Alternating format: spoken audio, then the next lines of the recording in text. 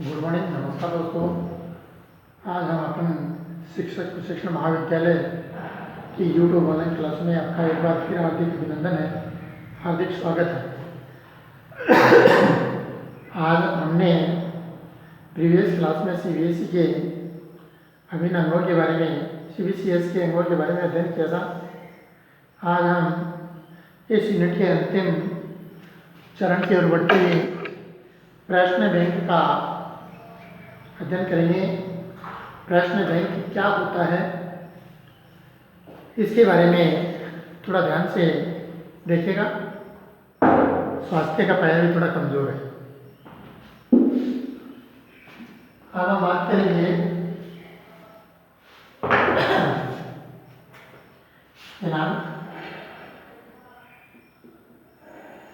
No बी BEd second year में for learning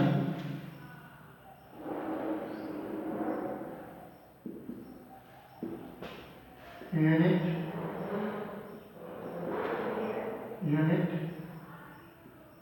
2 last point है क्वेश्चन में।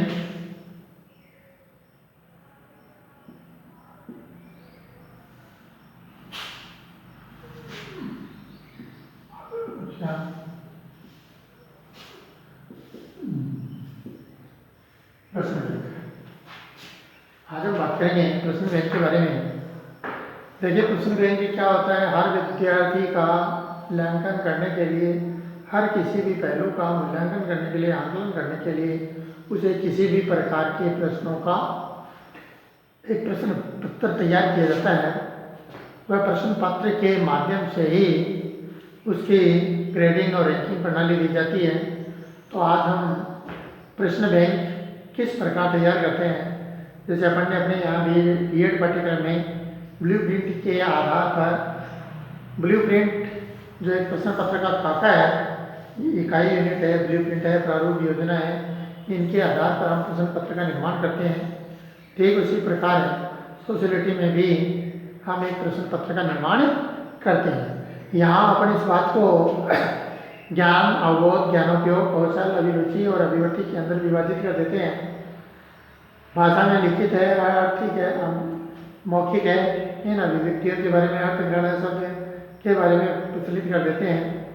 लेकिन हम यहाँ बीएड में एक समूह के रूप में, जैसे आरपीएससी के माध्यम से या कोई पटवार है, एसएससी है, इनके माध्यम से जो प्रश्न बैंक का निर्माण किया जाता है वो बच्चों के आईक्यू लेवल के स्तर को ध्यान में रखते हुए बनाया जाता है। उनमें 25% प्रश्न सामान्य होते हैं, सामान्य स्तर के होते हैं, जो विद्यार्थी के, छात्र के प्रथम परख का परिचय करवाते हैं। फिर 25 प्रश्न हैं, वो विषय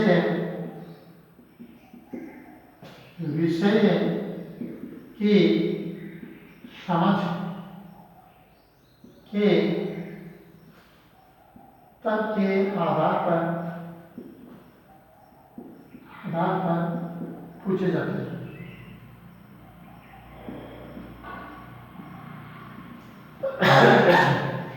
इसमें यह है कि जैसे मान लो सेकेंडरी लेवल की एग्जाम है, तो ये 25% है, वो सेकेंडरी लेवल का बच्चे को प्राथमिक ज्ञान है, उसके लिए 25%, सेकेंडरी विज्ञान को 25%। यदि बच्चे में उस प्रकार के अन्य गतिविधियों को या उनके टैलेंट को, उनकी प्रखरता को, उनकी बुद्धिमत्ता को जांचने के लिए फिर धीरे धीरे इस स्तर को बढ़ाते हैं। 10, फिर 10, फिर 10, फिर 5, फिर 5, ऐसे प्रतिशत बढ़ाने से बच्चे के आईक्यू लेवल का पूर्णतः प्रश्न पत्र में समायोजन किया जाता है। जिससे हर विद्यार्थी के उसकी रैंकिंग और वरीयता को ध्यान में रख लिया जाता है। कई बार क्या होता है कि यहाँ 20 कर दिया जाता है, यहाँ 20 कर दिया जाता है, यहाँ 15, यहाँ 15, यहाँ 15, यहाँ 10 और यहाँ 5। 20 और 20 40, 40 और 30 70, 70 का 85, 85 15, 100%। इस प्रकार प्रश्न पत्र का निर्माण जैसे जैसे परीक्षाएं होती हैं उसी आधार पर उन परीक्षाओं के मापन का प्रचलन किया जाता है। छात्रों को ध्यान देना चाहिए कि वो अपने 15% जो आपने मेंटल एज के ऊपर प्रभावित कर रहे हैं, 15% सोशलिटी में, 15% जीएस पर, 15% कल्चर पर और 5% राष्ट्रीय घटना, तात्कालिक घटना इत्यादि के बारे में इनकी जो जानकारी हो जाती है तो वह एक परीक्षा को पास करने योग्य छात्र माना जाता है। इसी आधार पर हम प्रश्न पत्रों के स्तर और ग्रेडिंग को देखते हैं। जो छात्र इनमें अबाउट 55% लाता है वे ग्रेड बी, यदि जो 65% लाता है 65 से 70 के बीच में वो ग्रेड ए का माना जाता है, और 73 से 85 वो ए प्लस माना जा रहा है, और 85 से 86 से हम बात करते हैं 100 तो वो ओवरऑल एक्सीलेंट माना जाता है।